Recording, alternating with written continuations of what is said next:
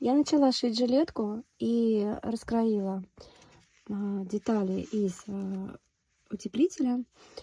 И хочется пометить, что всегда деталь утеплителя по отношению с ткани верха должно кроиться примерно на сантиметр, полтора больше, как по ширине, так и по длине. В данный момент у меня деталь вот эта вот идет средняя часть капюшона, и я ее раскроила где-то по сантиметру в каждой, во все 4 стороны, длиннее и шире. И сейчас я ее буду соединять.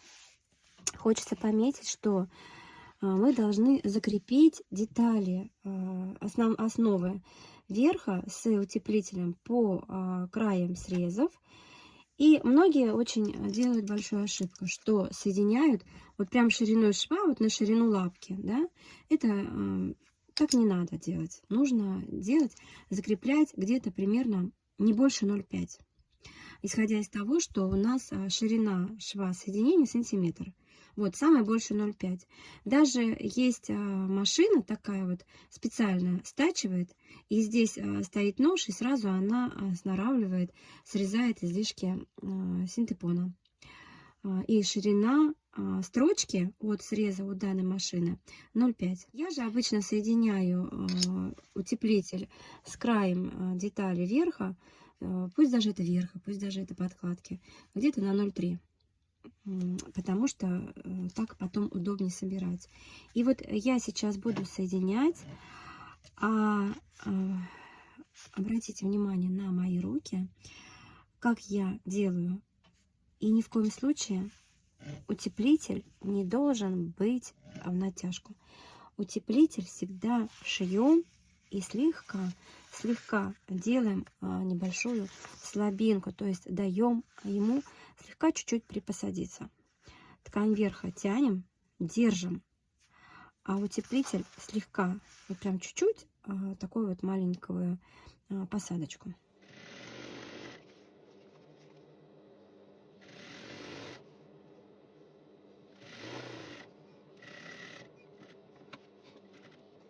После того, как мы повернули, обязательно укладываем ровно, чтобы не было перекосов, чтобы деталь не перекосилась, а именно уложили и создали правильное лежание основной детали и прямой угол, чтобы был прямой угол. Утеплитель я немножко слегка припосаживаю.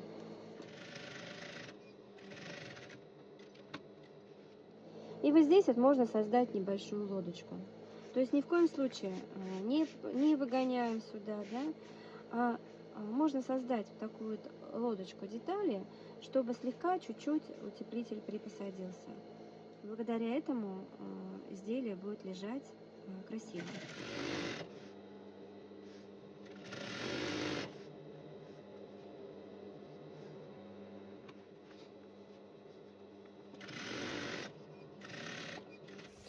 Это только маленькая деталь, и синтепон слегка чуть-чуть такой свободненький, это считается нормально.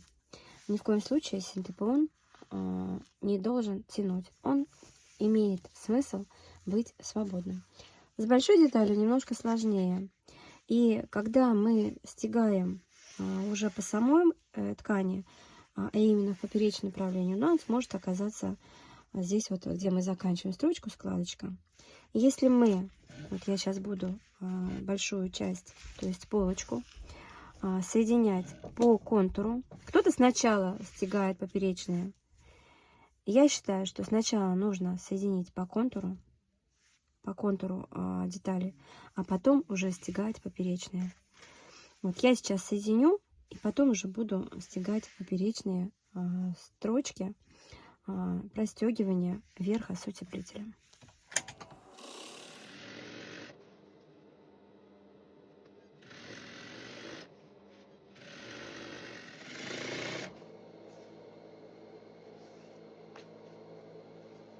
Видите, я создаю такой вот объемчик, посадочку синтепона. И это нормально. Для синтепона это нормально. Так и должно быть. Опять создаю лодочку.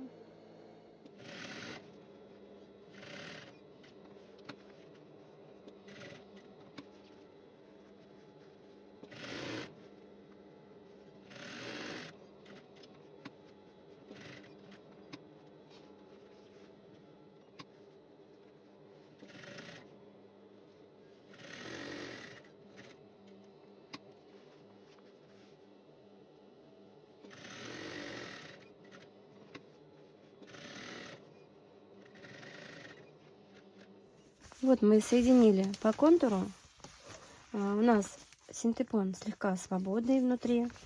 Его не так заметно, но есть небольшой маленький объемчик, наплывчик, и это нормально. Сейчас я буду стягать по нашим намеченным линиям вместе с синтепоном. И если мы здесь при соединении по краям изначально заложили наплыв, то никаких вот здесь вот поперечных складочек уже не будет.